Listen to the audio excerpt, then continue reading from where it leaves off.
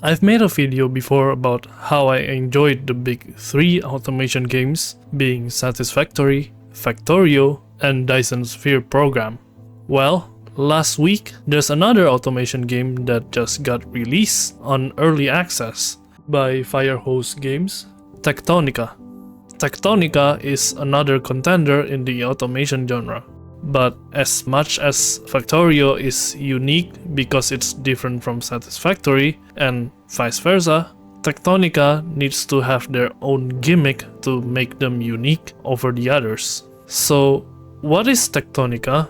How is Techtonica unique from the other automation games? And is it good enough as a contender to the automation game genre?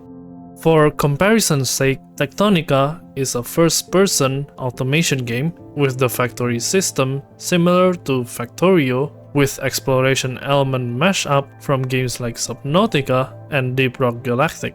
Let's break this down. Techtonica sets you in as a groundbreaker, an engineer and also a miner that finds yourself beneath the surface of an alien planet. So, if you haven't noticed from the description and the footage in the background, the setting of this game is in the underground, within a cavern system. Right off the bat, Techtonica gains a unique point for setting the game beneath the ground of a planet instead of the usual open planet that the other automation games decided to do. However, this spells a slight concern for me. While this is a very interesting concept to make a giant factory beneath the ground, it is, however, a concern for space because an enclosed cavern is claustrophobic. It was a concern because one of the main selling points of automation games is the scale of the factory that you can potentially build. By making it in a cavern, you seemingly have more limited space than the other automation games, which is not a good thing. However, Techtonica introduces terraforming in the game, and from what I see from the trailers of the game, you are meant to terraform for space for your factory, so that concern is slightly alleviated. Techtonica's factory structure mainly follows that of Factorio's factory structure, although in practice, it is somewhat of a hybrid between Satisfactory and Factorio. Satisfactory's factory structure utilizes the output/input of a machine to get materials in or out of the machine, which is easily connected and snapped with conveyor belts. Factorio uses a separate measure for that with the introduction of inserters, where it is basically a mechanical hand that moves a material from one place to another. So, in Factorio, conveyor belts don't go into the machine. Techtonica has the same concept as well. Conveyor belts can't go into the machine to directly transport materials into or out of a machine, in which that job goes to the inserter. However, Techtonica have specific places that inserters need to input or output materials, in contrast with Factorios that you can insert from any side of the machine. I have thoughts on this structure, but I don't think they are detrimental to the core factory gameplay. Overall, it serves its purpose. However, what I should add is that from what I've experienced, there is no data on how much material is transferred per minute for the logistics system, no data on how much a machine produces per minute, which can be confusing to optimize these kinds of factory structure. I don't know if they have it, but for quite some time through the game, I haven't noticed that. A few things that I want to compliment though. The power system of conducting electricity through foundations is brilliant.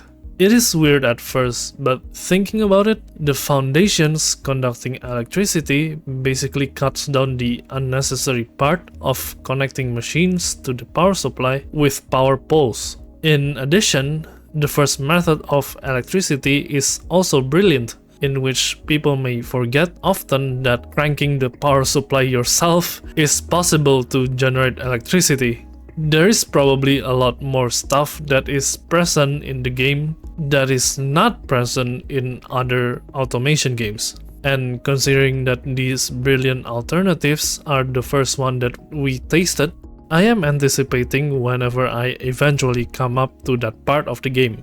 Oh, and one more thing about the factory system. I've talked about how my biggest criticism about Factorio is that it is 2D and how hard it is to creatively control the logistics in an automation game. Well, Techtonica is obviously a 3D first-person perspective game that has the ability to create elevated conveyor belts. That is a big plus. And remember that I compare this game with Subnautica as well, yet I haven't mentioned anything that resembles Subnautica yet. Well, it's about time to do so, and it's not that the world is submerged with water, it is about the exploration of Techtonica.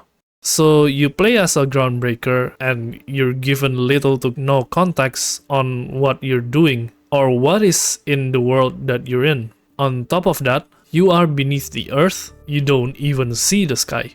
When you start the game, you are greeted with an AI robot voice as some sort of a notification and a woman's voice named Spark. You and your companions are set in this cavern system to set a footing and build a factory in a mysterious world. So other than factory building, you will also have a quest system that guides you to exploring the cavern system. During the exploration, you'll get some inkling of lore scattered throughout the cavern system, and there will be remains of curious ruins of machines that you can scan and learn their tech to build your factory better. Like I said before, this is practically the same as Subnautica's exploration, where you receive signals of curiosities, explore that place, and while exploring, you can scan the items there to get new tags for your base, and in Techtonica's case, your factory. So far, it is very exciting to explore these places and made me curious about the world as well. One of the reasons why I like Subnautica so much, despite it being scary and all, is the exploring part of the game, because of how intriguing the mystery of that world is, and I think Techtonica definitely nails it as well. So far, very good, and I am very impressed. But before I say my verdict on the game, there are some aspects of Techtonica that I want to mention that kinda irks me when I play the game. Firstly, the graphics are not really the best. It is stylized to be somewhat gritty because of the cavern aesthetic, but I don't know about you, the first time I played this, my eyes were burning because of the way the lights are illuminated. I think it is because of the contrast of the light and the dark that the cavern setting produces. I also have this problem with Deep Rock Galactic, which sucks cause that made me not be able to play that game. Although in Techtonica, it is slightly better as my eyes are starting to get used to it, but I have to mention that because the first time I played it, it felt bad. There's also the problem of the UI. The UI as of right now, it serves its purpose, but it is very rough and unpleasant to see. So I think the game would benefit a cleaner and a scaled down UI, because it also feels too zoomed in, if that makes sense. Other than that, probably my last complaint is the placement of the input and output ports like I mentioned before. Like for example, the miner input for its fuel is on the side of the miner, which makes lining up miners side by side awkward in practice if you want full automation. That being said, this is a thought from someone who's only like around 10 hours into the game or so. However, with all the negative traits that I just mentioned, I think Techtonica is a very enjoyable and promising game. This is by far one of the best automation games to follow behind the automation games trinity. With its amazing unique setting, the working factory structure, and the great Subnautica-like exploration, this game I think is destined for a great future. Furthermore, learning that these are achieved by a group of 22 indie developers made me respect more towards the developers and the game. I can feel the love that was poured into the game, which I can see Techtonica be someone's favorite game to play in the future. I am rooting for you guys through this early access, and for those who are still skeptical on getting this game or not, I definitely highly recommend Techtonica.